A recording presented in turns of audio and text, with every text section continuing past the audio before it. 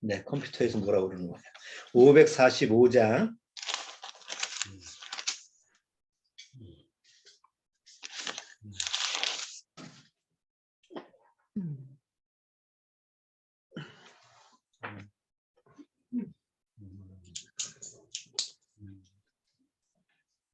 자, 545장 우리 찬송 부르시고 오늘 예배 시작하도록 하겠습니다. 자, 545장 다 같이 불러보겠습니다.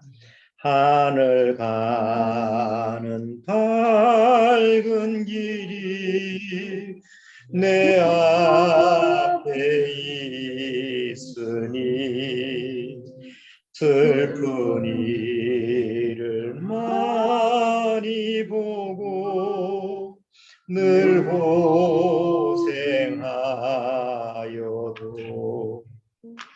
하늘 영광 밝음이 어두운 그늘에 치니 예수 공로 의지하여 항상 빛을 보도다. 내가 걱정하는 일이 세상에 많은 중 속에 근심 밖에 걱정 늘 시험하여도 예수 보배로운 피 모든 것을 이기니 예수 공로 의지하여 항상 이기리로다.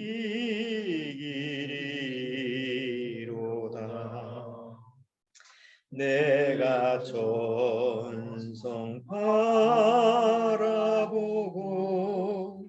가까이 왔으니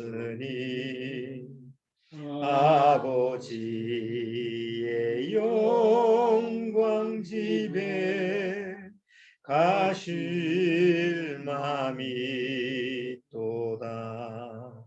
나는 부족하여도 영접하실 터이니 영광 나라 계신 임금 우리 구주 예수라.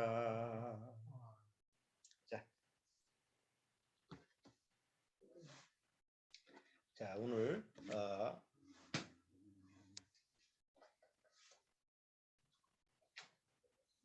기도드리고 예배 시작하도록 하겠습니다. 다 같이 기도드리겠습니다. 하나님 아버지 감사합니다. 오늘 또 이렇게 믿음의 가족이 다 하나님의 말씀 앞에 같이 모였습니다. 비록 한 장소에 모인 것은 아니지만 우리가 어디에 있든지 그리스도 안에서 한 영으로 하나가 돼서 하나님 앞에 예배와 찬송을 드릴 수 있는 줄 압니다. 점점 마지막 때를 향해서 가는 그런 이 세상에서 우리를 택하시고 우리로 하여금 정말 하나님의 영원한 생명의 은혜의 맛을 진짜 보게 하신 그 은혜를 우리는 매일매일 감사할 수밖에 없습니다.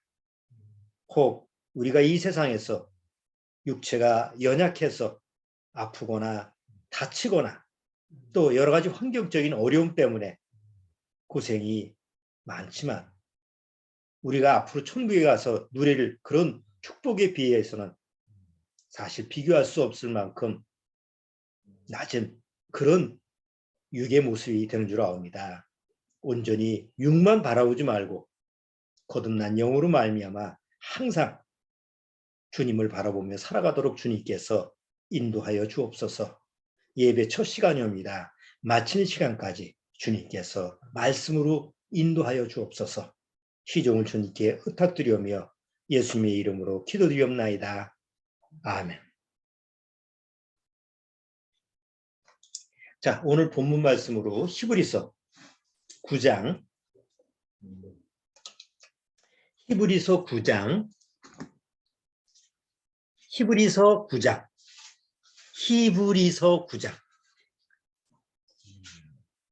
자, 히브리서 9장 26절에서 28절. 잘 안 들리세요?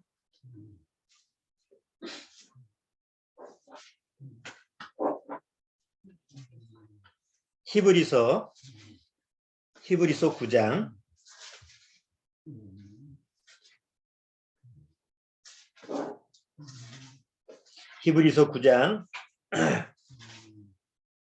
26절부터 28절까지 우리 다 같이 한번 읽어보겠습니다. 26절부터 그리하면 그가 세상을 창조할 때부터 자주 고난을 받았어야 할 것이로되 이제 자기를 단번에 제사로 드려 죄를 없게 하시려고 세상 끝에 나타나셨느니라.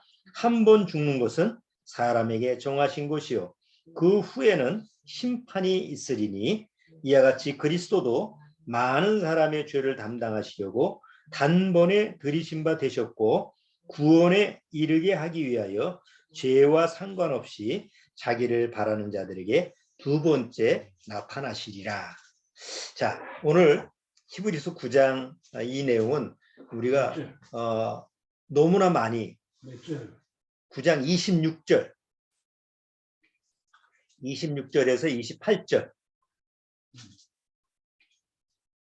자, 히브리서 지금 9장 26절에서 28절 아마 여러분 설교 때도 많이 들으시고 이 내용은 거의 외우다시피 할 정도예요. 자, 우리가 다 아는 얘기지만 항상 그 구원받고 나서 우리가 신앙생활하면서 가장 그 신앙생활 중에 중요한 것이 되새김질이라는 거죠. 아는 것도 되새김질하는, 마치 그 초식동물이 소가 많이 먹고 그냥 계속 하루 종일 되새김질하는 그런 모습처럼 우리가 말씀을 되새김질하는 것은 굉장히 축복된 그런 옳은 자세예요. 자, 오늘도 이 내용을 다시 한번 되새김질하면서 과연 나는 하나님이 말씀하시는 그런 진리의 말씀에 적합한, 이렇게 부합되는 이런 삶을 살아가고 있는가, 이런 부분을 한번 점검해 보도록 할게요. 자, 요 말씀을 근거로 해서 우리가 이 세상에 살 때 세 종류의 삶의 모습이 있습니다. 세 종류의 삶에 첫 번째, 한 번 태어나서, 사람은 한 번 태어나죠. 한 번 태어나서 두 번 죽는 사람이 있습니다. 한 번 태어나서 한 번 죽지 왜 두 번 죽지? 그런데 성경에는 둘째 사망이라는 단어가 나온 거예요. 두 번 죽는 게 나오는 건데 그게 뭐냐면 한 번 태어났는데 육신으로 한 번 죽어요. 그런데 세상 사람들은 죽으면 그만이지 뭐, 죽으면 그뿐이야 이렇게 하잖아요. 근데 성경에서 그게 아니고 죽어도 육신은 없어지지만 그 영혼이 죽는 게 없어지질 않아. 영혼은, 육신은 죽어도 영화 보잖아요. 영화 보면 안 믿는 사람도 뭐 영혼이 또 돌아다니고 뭐 유령이 있고, 그건 육이 아니잖아요. 자, 그러니까 두 번 죽는다는 건 뭐냐면 성경에서 육신은 죽지만 그 영혼이 하나님 앞에서 심판을 받고 지옥에 가는 것이 둘째 사망이에요. 옛날 개그맨들이 두 번 죽이는 거라고 얘기를 하죠. 보통 세상에서 뭐 내가 뭘 잘못했어, 실수로 잘못했어. 그런데 누가 그 실수로 잘못한 걸 가지고 계속 뭐라고 그래. 그러면 내가 잘못한 것도 지금 내가 충격을 받았는데 옆에서 또 잘못한 거 가지고 뭐라고 그러면 어떻게 해요? 더 기가 죽어서 더 마음이 아주 그냥 침륜에 빠지잖아요. 그럴 때 이제 개그맨들이 그런 걸 가지고 두 번 죽이는 거다고 이런 식으로 이제 대사를 하는 걸 봤는데, 하나님 앞에서는 육신이 죽는 것이 끝이 아니고 그 영혼이 지옥 가는 것이 둘째 사망이에요. 그래서 첫 번째 케이스가 한 번 태어나서 두 번 죽는 사람이 있어요. 근데 구원받지 못한 사람이 다 여기에 속하죠. 한번 확인해 볼까요? 요한계시록, 여기 히브리서 9장에 손잡고 요한계시록 20장. 요한계시록 20장.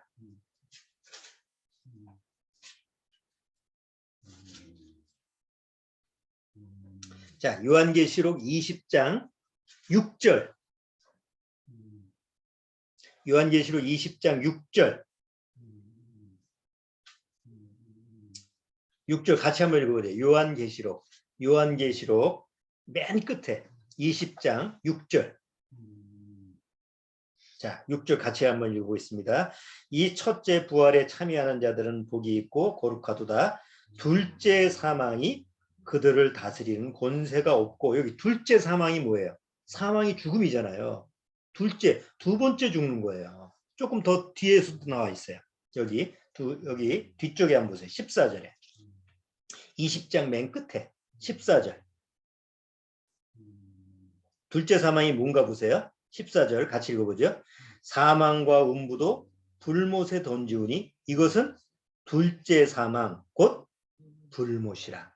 그러니까 불못은 지옥인데 지옥에 가는 것이 두 번째 죽는 거예요. 그러니까 사람은 한 번 태어나서 한 번 죽는 건데, 성경에서 하나님은 한 번 태어나서 한 번 죽는 걸로 끝나지 않고 육신은 죽지만, 육신은 없어지지만 그 육신 안에 영혼이 살아서, 영혼은 절대 안 죽어요. 없어지질 않아요. 사람이 죽는다고 해도. 그 영혼이 바로 하나님 앞에서 심판받고 지옥 가는 게 바로 둘째 사망이다. 그러니까 구원받지 못한 사람은 이 첫 번째 케이스에 들어가는 거예요. 한 번 태어나서 몇 번 죽는다고요? 두 번 죽는 거예요. 자, 두 번째 유형은 두 번 태어나서 한 번 죽는 사람이에요. 이 사람이 거듭난 사람이에요. 자, 왜 두 번 태어나죠? 한 번은 육신으로 태어나고 또 한 번은 거듭난다고 그러죠. 거듭난다는 건 다시 태어난다는 얘기잖아요. born again. 뭐예요? 다시 또 태어나는 거예요. 근데 육신적으로는 또 태어날 수가 있어요, 없어요? 없잖아요. 그래서 우리가 한 번 육신으로 태어났다가 어느 날 예수님을 만나고 하나님의 말씀으로 구원받는 것이 거듭난다. 다시 태어난다. 그래서 거듭난 사람은 두 번 태어나요. 육으로 한 번 태어나고 영으로 다시 태어나고. 근데 죽는 거는 한 번 죽어요. 왜? 육신만 죽으면 돼요. 육신은 어차피 하나님이 한 번 죽는 것은 정한 이치라고 되기 때문에 육신은 죽어야 돼요. 그런데 두 번째 죽음은 없어요. 그래서 둘째 사망이 없는 거예요. 왜? 지옥에 안 가니까. 그래서 두 번째 유형은 두 번 태어나고 몇 번 죽는다? 한 번 죽는 거예요. 자, 그런데 세 번째 유형이 있어요.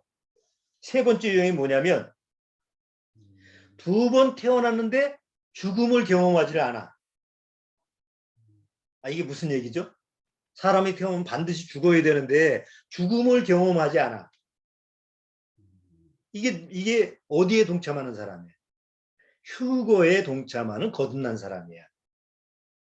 저는 여기에 동참하고 싶어요. 두 번 태어나서 한 번 죽는 거. 뭐 내가 휴거되지 않고 뭐 먼저 죽음이 온다면 두 번째에 해당되겠죠. 그런데 내가 육신이 살아있을 때 휴거가 일어난다면, 주님이 이제 공중재림에서 나를 부르신다면 뭘 경험을 못할까요? 죽어보지를 못하는 거예요. 죽음은 경험을 못해요. 혹시 아쉽네요. 이 양 태어난 거 죽음도 한번 경험해보고 싶다고 생각하시면 뭐 경험한다고 말릴 수는 없는데 저는 그러고 싶진 않아요. 꼭 죽음을 경험해봐야 알겠다. 왜냐하면 죽음이라는 자체는 뭐 편안히 살다가 이렇게 돌아가시는 분 있잖아요. 뭐 아프지 않고 노인분들이 편하게 살다가 갑자기 돌아가시는, 명대로 사시다가 돌아가는, 그게 가장 축복이라고 하잖아요. 그러니까 그렇게 죽는다고 해도 죽음은 고통이에요. 자, 그래서 그 죽음이라는 걸 꼭 고통을, 그 맛을 보고 갈 필요는 없잖아요. 그런 뭐 그럴 필요가 없다. 만약에 죽음을 경험하지 않고도 내가 하늘나라에 갈 수 있다. 그런 기회가 나한테 주어진다고 한다면 그걸 마다할 필요가 없죠. 뭐 그거는 여러분들한테 강요할 수는 없어요. 그러나 저는 개인적으로 그래요. 만약에 내 살아생전에 휴거가 오고 정말 주님이 공중재림에서 나를 부르신다고 한다면 나는 거기에 동참하고 싶어요. 죽음을 경험하지 않고. 이게 세 번째 경우예요. 어쩌면 저나 여기 계신 여러분들이 바로 이 세 번째 케이스에, 세 번째 유형에 적용이 될 수 있을 것 같아요. 그러면 정말 축복이죠. 자, 그래서 이 세 가지 유형이 있는데 여기 이제 오늘 히브리서 오늘 본문에 한 번 죽는 것은 사람에게 정하신 것이요. 그 후에는 뭐가 있어요? 심판이 있으리니 라는 말이 있는데 자, 과연 이 말씀이 우리한테 어떻게 적용이 되는가라는 부분을 다시 한번 한번 되돌아볼게요. 이 세상에 죽음이 왜 왔을까요? 죽음은 사람만 죽는 게 아니에요. 모든 생태계가 다 죽어요. 죽음이 없는 것이 없어요.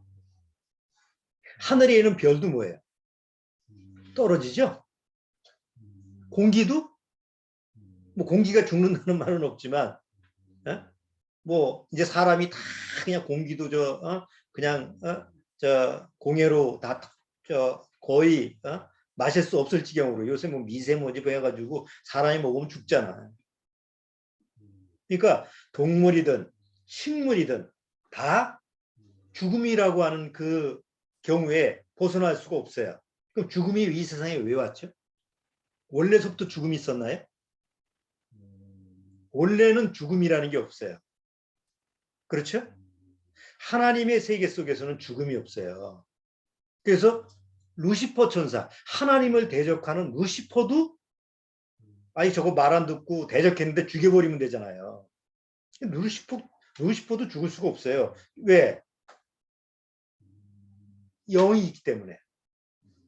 자, 그런데 이 세상에 하나님이 창조하신 모든 물질 세계가 원래 죽음이 없었는데 죄가 들어옴으로 말미암아 그때서부터 죄의 싹은 뭐라고 그랬죠? 사망이. 성경에서는 죄의 싹은 사망이에요. 제가 어머니가 넘어지셔가지고 갑자기 이제 그 응급 상황이 벌어져서 119. 난 또 우리 어머니 덕분에 119 차를 또 처음 타봤네. 계속 빽빽 울면서 그냥 동국대병원까지 간 거예요. 동국대병원에 가서 어머니 급하니까 응급실에 가서 이제 응급 조치를 하는데 내가 화장실을 잠깐 갔어요. 화장실 동국대는 불교잖아요. 그 불교 재단이죠.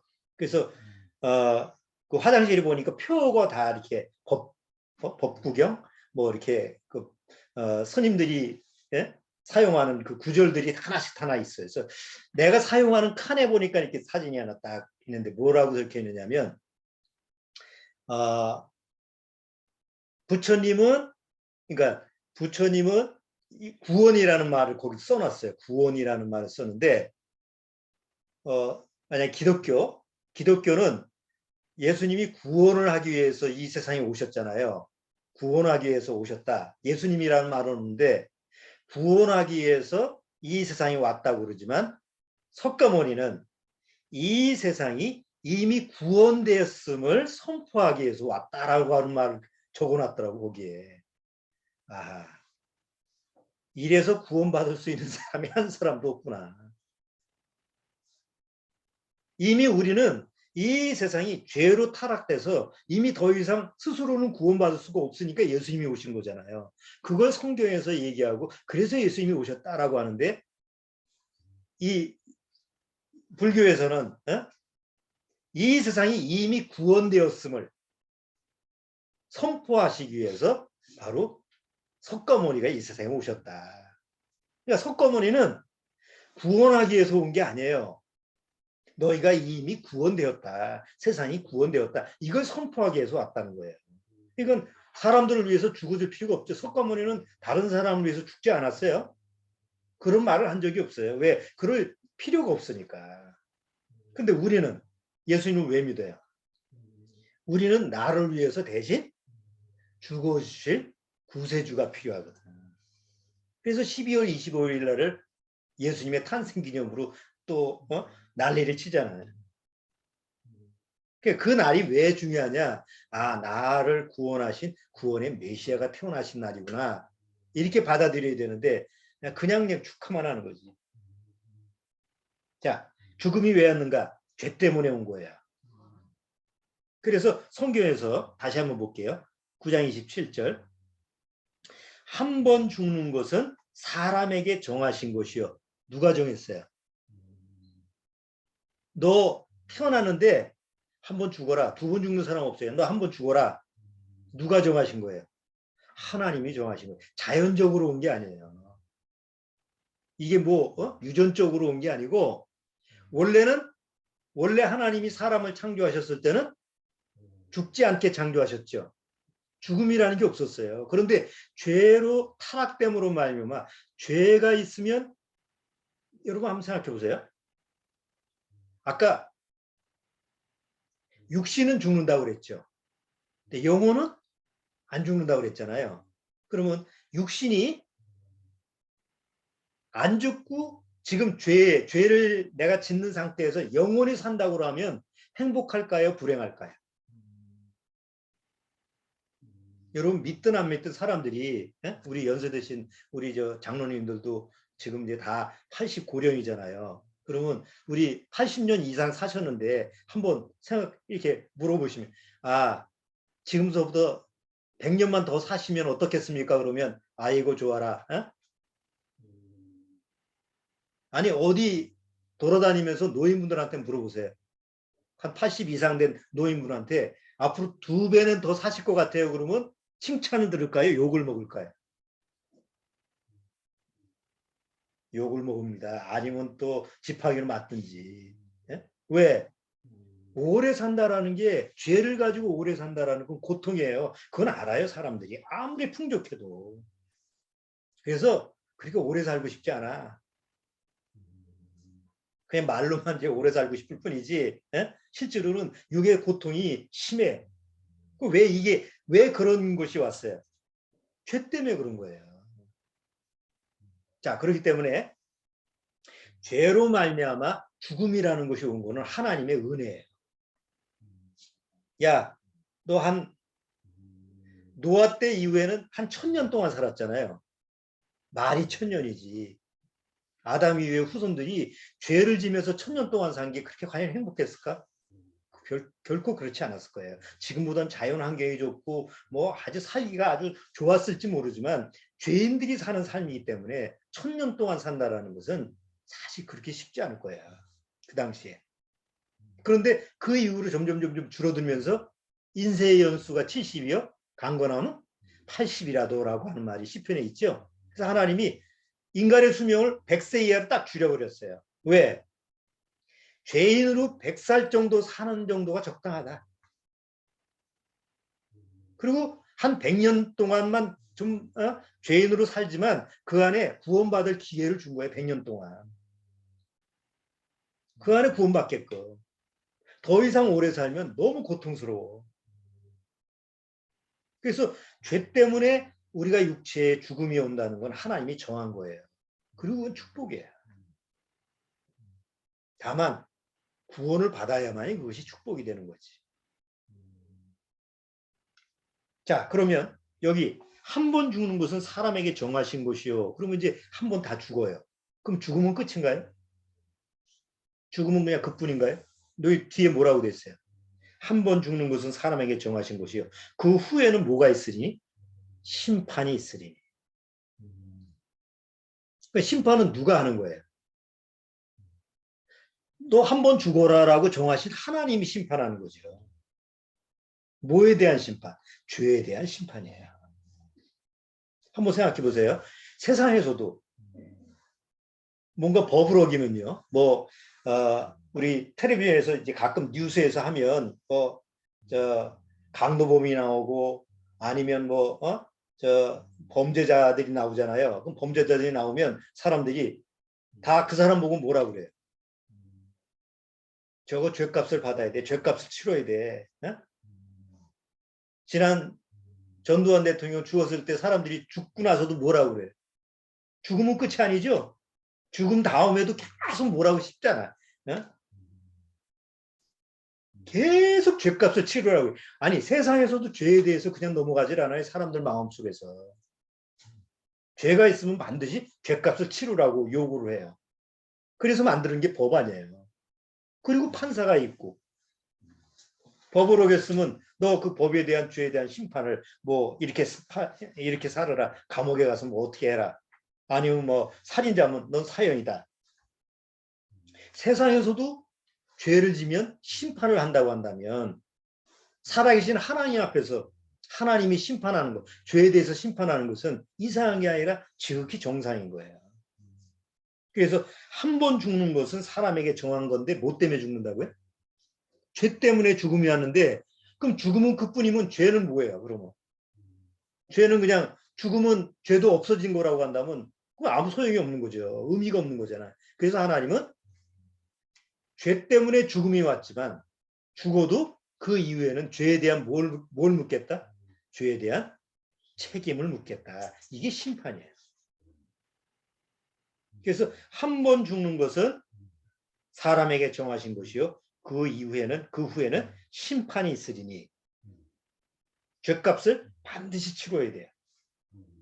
자, 그런데 그 다음에 뭐라고 그랬대 있어요? 거기까지만 적혀 있으면 우리한테는 아무 소망이 없잖아요. 근데 28절에 뭐라고 돼 있어요? 28절에 이와 같이 그리스도도 많은 사람의 죄를 담당하시려고 단번에 들이신 바 되셨고 구원에 이르게 하기 위하여 여기 많은 사람의 죄를 담당하시려고 단번에 들이신 바 되셨고 단번에 들이셨어요. 하나님께 제물로 드렸어요. 누구를 위해서? 구원받은 나를 위해서. 왜? 앞에 한 번 죽는 것은 정한 거야. 난 이제 한 번 죽어. 그 다음에 뭘 받아야 돼요? 심판받고 지옥 가야 돼. 자, 그걸 하나님이 막아주기 위해서 예수님을 보내서 나를 위해서 모든 죄를 십자가에서 피를 흘리게 하고 나를 위해서 대속하시게 했다는 거죠. 그러니까 나를 위해서 대신 죽게 하신 거예요. 자, 이게 예수님이 이 세상에 오신 이유죠. 우리가 예수님을 믿는 이유예요. 그리고 마지막에 뭐라고 돼 있죠? 구원에 이르게 하기 위하여 뭐와 상관없이 죄와 상관없이 자기를 바라는 자들에게 두 번째 나타나시리라. 이게 우리가 기다리는 거예요. 예수님이 한 번 오셨는데 그 첫 번째 오신 건 내 죄를 십자가에서 대신 담당하게 오신 거예요. 2000년 전에 오신 거예요. 근데 그걸로 끝이 아니고 두 번 오신대. 두 번째 나타나신대요. 근데 누구한테 나타난다고요? 아무한테나 나타나는 게 아니고 여기 뭐라고 기록되어 있어요? 일단은 첫 번째 오신 예수님은 죄하고 상관이 있어요? 없어요? 첫 번째 오신 예수님 2000년 전에 오신 예수님은 죄하고 상관이 있어요. 내 죄하고 상관이 있어요. 그렇죠? 내 죄와 상관이 있어요. 내 죄 때문에 이 세상에 오셔서 2000년 전에 십자가에 죽으신 거예요. 죄와 상관이 있어요. 근데 두 번째 나타나시는 것은 죄하고 상관없어요. 왜? 이미 내 죄를 대신 담당했으니까. 그래서 죄와 상관없이 그 다음이 중요해요. 자기를 바라는 자들에게 두 번째 나타나시지. 첫 번째 나타나실 때는 바라지 않아도 예수님을 바라지 않아도 우리는 바란 적이 없잖아요. 이방인들은 예수님 누군지도 몰랐잖아요. 근데 자기를 바라지 않은 자들한테도 예수님이 나타나셔. 내가 너를 위해서 십자가에 죽었어. 이게 첫 번째 오신 예수님인데 두 번째 나타나신 예수님은 아무한테나 나타나질 않아요. 자기를 바라는 자한테만 나타나요. 그래서 휴거 때는 누구한테 보이는 게 아니고 이제 자기를 바라는 자들 정말 주님이 오시기를 주님이 내 이름을 부르고 난 빨리 가고 싶어 이걸 바라는 자들한테만 보이게 돼 있다. 그래서 휴거가 일어나면 가는 사람 말고는 아무도 몰라. 예수님이 얘기했잖아요. 두 사람이 같이 자다가 한 사람은 데려가고 한 사람은 남기고 두 사람이 부부가 같이 자고 있는데 구원받은 한쪽은 없어졌어. 예수님을 만나서 갔으니까. 한쪽은 옆에 없어진 것도 모르는 거예요. 두 사람이 밥 먹다가 매를 간다는 건 밥 대안이에요. 매를 가다가 한 사람은 없어지고 한 사람은 남아있고. 순식간에 왜 그런 일이 벌어지냐. 두 번째 나타나는 예수님은 죄와 상관없이 자기를 바라는 자들한테 나타나시는 거예요. 그렇기 때문에 예수님은 이 마지막 때에 정말 내 소망이신 예수님이 정말 오실 때가 됐구나. 난 예수님만 바라보고 있어야 되겠구나. 예수님만 기다리고 있어야 되겠구나. 이런 예수님을 바라는 자가 돼야지 그 예수님과 만날 수 있지. 관계도 없고 상관도 없고 그냥 세상만 바라보고 살면 오늘 주님이 오실 때 나는 그냥 남게 된다. 지금은 말로 해서 이렇게 얘기하니까 그런가 보다 하지만 막상 그것이 현실로 부딪힌다고 한다면 내가 남아있는 자고 내가 이 지상에 그냥 남는 자로 남아있다고 한다면 얼마나 그게 끔찍한 일이겠어요. 그게 현실로 드러났으니까. 지금은 그렇게 생각이 안 들어요.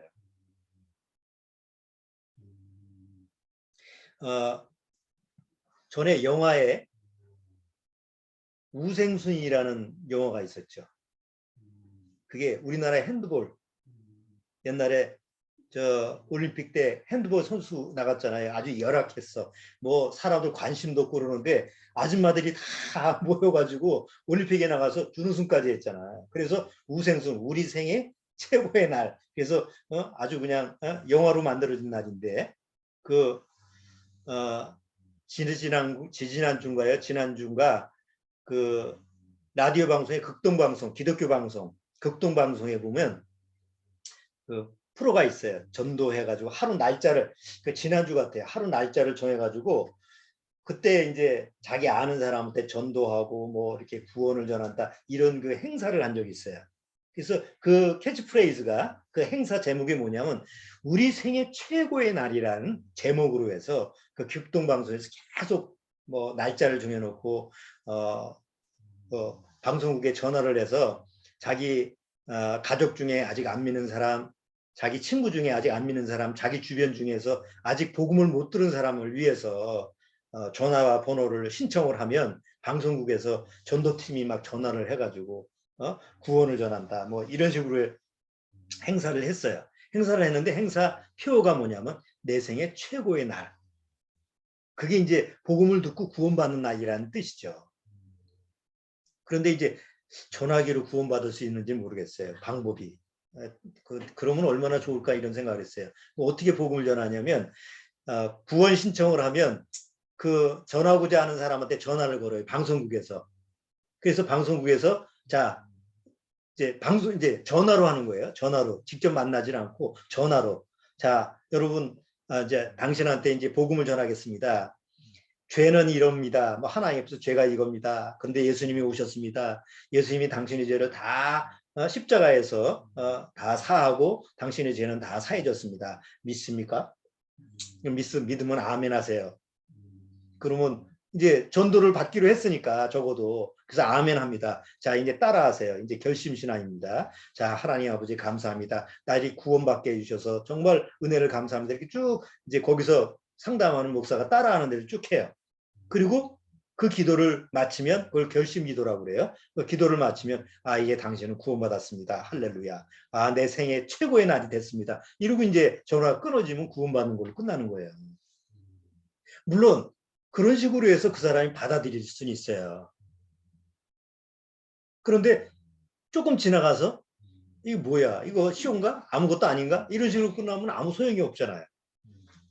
뭐 그런 식으로 해도 복음을 전한다고 한다면 뭐 땅끝까지 복음을 전파를 했으니까 그 방법을 무조건 나쁘다고 매도할 수는 없지만 정말 구원이라고 하는 것은 그렇게 간단하게 이루어지는 건 아니에요. 뭐 여러분도 다 경험하다시피 여러분이 구원 상담 받을 때 그렇게 간단하게 1, 20분에 해당되나요? 며칠 상담을 하고 안 되는 사람은 뭐 몇 달을 상담을 하고 성경 상담을 하고 뭐 울고불고 하고 화도 냈다가 뭐 이런 게 많잖아요. 어떤 사람은 1년이 걸려도 안 되는 사람도 있었고 자, 어쨌든 제가 얘기하고 싶은 것은 여기 구원받으신 우리 여기 믿음의 식구들, 우리 가족들 다 내가 구원받았을 때가 뭐예요? 내 생애 최고의 날이에요. 그 날이. 내가 태어난 날이 내 생애 최고의 날이 아니라 내가 이 생에 육신이 태어난 날은 축복일 수도 있고 그게 불행일 수도 있어요. 그렇잖아요.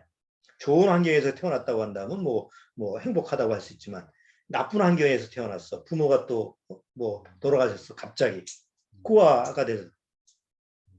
그러면 태어난 자체가 불행이 될 수 있잖아요. 자, 그런데 거듭났다라고 하는 것은 그거는 내 생애 최고의 날이에요. 첫 번째, 내 생애 최고의 날이 뭐예요? 죄와 사망의 권세에서 해방받은 날. 제가 구원받은 말씀으로 늘 마음속에서 묵상하고 있는 로마서 8장 1절에 너를 죄와 사망의 권세에서 해방했다. 그게 나한테는 내 생애 최고의 날. 죄와 사망의 권세에서 나를 해방시켜준 날. 두 번째는 하나님의 심판에서 벗어난 날. 한 번 사람이 죽는 것은 한 번 정한 것이요. 그 이후에는 뭐가 있어요?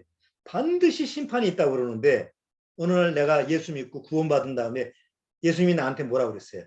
진실로 진실로 내가 너에게 이르노니 너는 다시는 심판을 받는다고 그랬어? 안 받는다고 그랬어? 심판을 받지 아니할 것이요. 요한복음 5장 24절이잖아요. 한번 볼까요? 요한복음 5장 24절.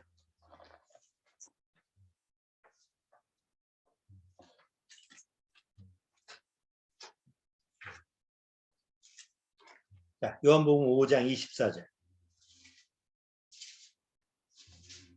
요한복음 5장 24절.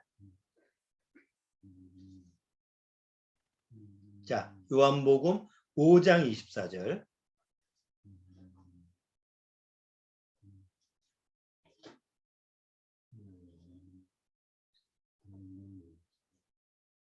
요한복음.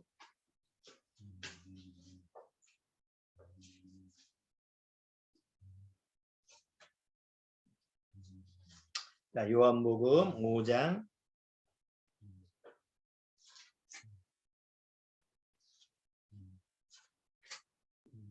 자, 요한복음 5장 24절.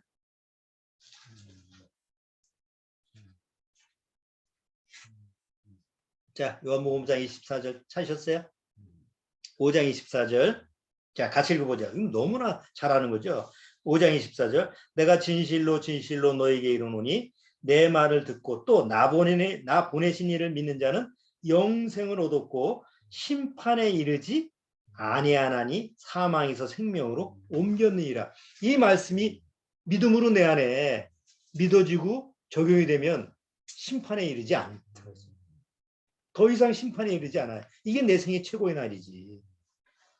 뭐 어디 복권 당첨된 날? 통계적으로 복권에 당첨된 사람의 99%가 다 불행해져요. 왜 그럴까요?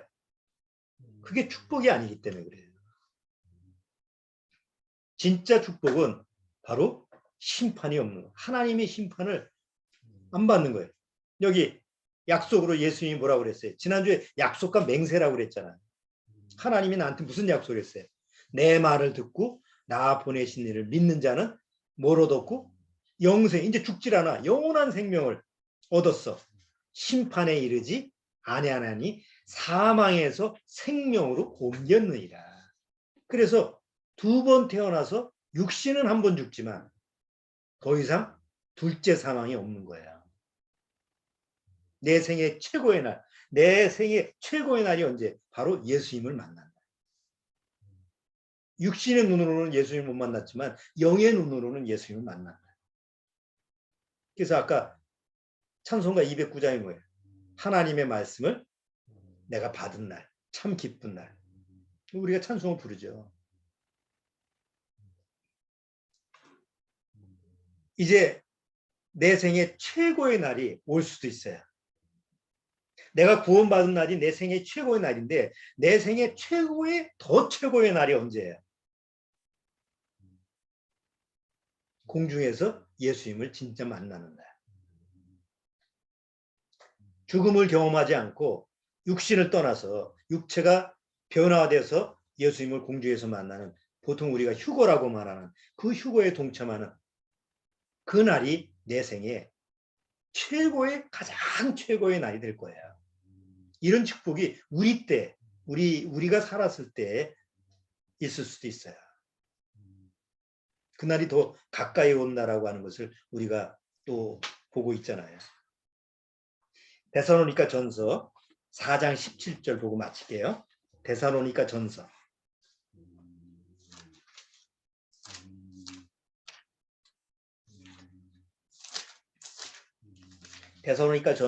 4장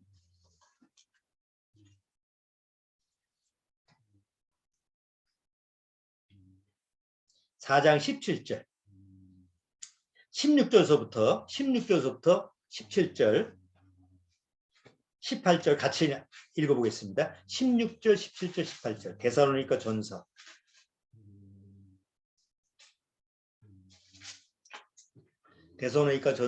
4장 16절서부터 17절 18절 같이 천천히 한번 읽어보겠습니다.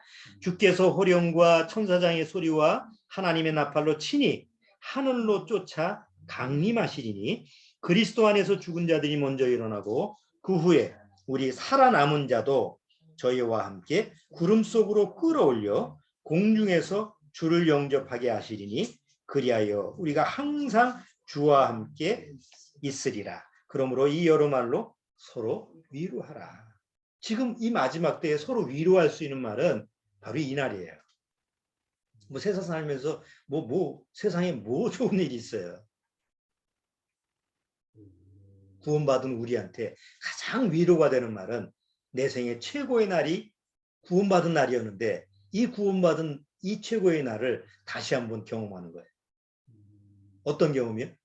죄와 상관없이 두 번째 자기를 바라는 자들한테 나타나시는 예수님을 만나는 날. 우리 믿음의 가정들, 우리 이 영상을 보고 있는 우리 믿음의 가족들 중에 한 분도 이 영광스러운 이 생애 최고의 날에 누락이 되지 않고 거기에 빠지지 않고 다 동참하기를 바라요. 자, 기도하겠습니다.